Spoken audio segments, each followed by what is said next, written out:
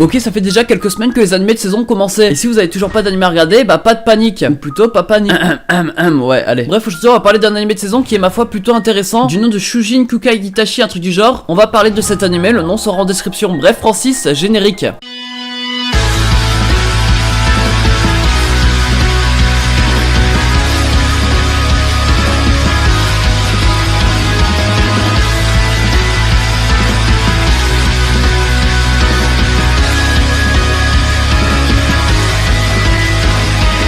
Hey salut à tous les gens, c'est Rachonga, je vais en parler d'un animé qui est sorti cette saison, tout simplement. C'est un animé fantasy mais plutôt intéressant, vous allez voir pourquoi. Comme d'habitude, le petit like si t'as aimé, ça fait toujours plaisir et ça aide beaucoup. Guess the anime, trouvez l'anime là qui passe maintenant, là tout de suite. La réponse à écrire sur papier, à m'envoyer par la poste. Non je rigole, pour ceux qui croyaient c'était pas vrai. Au 23 rue des Feux. J'ai dit non, c'est non, tu vas te calmer maintenant. Bref, du nom de Shujin Kukai Itachi, un truc du genre, ou en anglais High School Prodigy Easy. Ouais, l'anglais toujours aussi bon.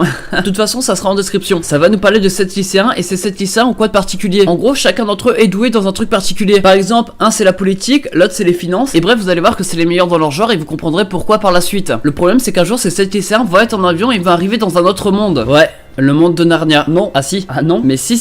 Ah non. Non.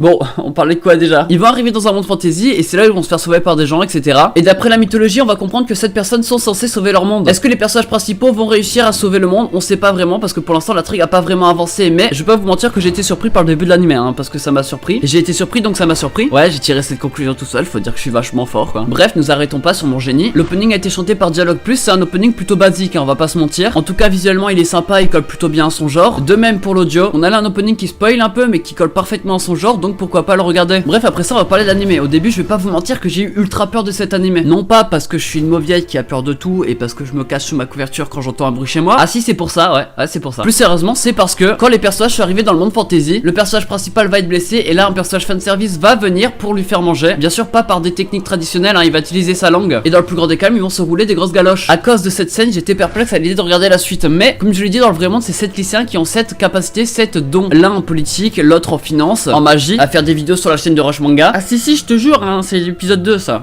En médecine, en journaliste, etc. Du coup en fait si vous réfléchissez un peu, vous allez comprendre comment ça va se passer. Eux, quand ils vont arriver dans ce monde, forcément ils vont partir de zéro, enfin presque, parce qu'ils vont faire des connaissances. Mais leur premier but n'est pas de sauver le monde, leur premier but va être de mettre en marche une société, un truc qui marche. Du coup nous on va suivre leur évolution sur ça dans un premier point. Et j'ai trouvé ça plutôt intéressant, de suivre les stratégies mises en place, les procédures aussi qui sont employées dedans, plus précisément leur conquête finalement. Mais le problème c'est que je vais pas vous mentir qu'il y a quand même un ou deux personnages qui me cassent vraiment les noisettes tropicales.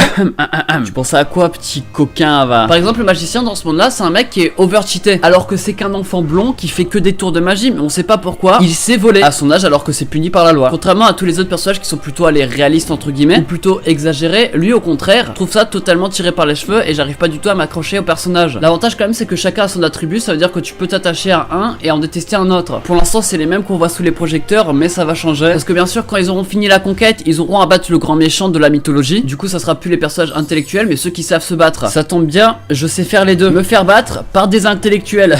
Attends, il y a un problème là, c'est pas... Non, c'est pas du tout ce que je voulais dire. Sinon sur l'ensemble il y a quand même pas mal de fanservice et pas mal de détails comme ça qui sont là pour aguicher les gens. Je peux comprendre que ça bloque certaines personnes pour regarder cet animé, mais vous en faites pas. À part quelques scènes qui sont vraiment malaisants, on va pas se le cacher, voire même plutôt malsaines, bah ça va, ils en abusent pas vraiment. Pour expliquer en détail, ils savent l'abandonner quand il faut. Bref, qui dit monde fantasy dit forcément magie. Dans ce monde il y a pas beaucoup de magie parce que les magiciens sont très rares et du coup on en a vu que 2 ou 3 sans compter le personnage qui fait partie des 7. Mais même des magiciens ont l'air d'être plutôt nuls, donc je sais pas vraiment comment ça va se passer pour les combats par la suite. On sait que ceux qui sont mi-animal mi-homme ont une force supérieure aux autres, mais à part ça c'est pas vraiment grand chose. Les seuls combats qu'on a vus c'est des combats simples, sans pouvoir, sans rien. Seule la technologie compte, heureusement que quelqu'un sait faire ça dans le groupe. Et c'est là où on peut faire un rapprochement avec Dr Stone, ou qui a pour le même principe, mais pas à la même échelle. Vous avez compris la blague? Pas à la même échelle. Il n'y a pas de blague en fait.